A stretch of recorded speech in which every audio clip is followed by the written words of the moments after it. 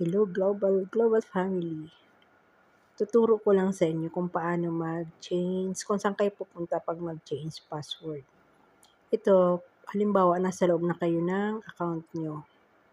Pupunta kayo dito, yung account name niyo dito, yung may username, may profile. I-click niyo 'yan. 'Yan ha, ayan. Lalabas diyan, profile setting, logout. I-click niyo yung profile. Nasaan na yun? Ayun. Ayun. Pag-click niyo ng profile, yan, lalabas na dyan yung change password. Diyan na kayo pupunta. Okay, change password. Halimbawa. Ayan. Susulat niyo dyan yung old password, tapos new password, tapos confirm password. Okay? Kasi halimbawa kasi na kayo, nag-request kayo sa ng password nyo.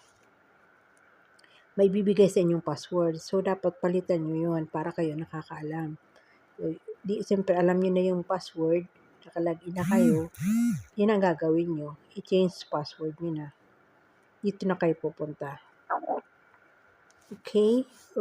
Sana may natutunan kayo.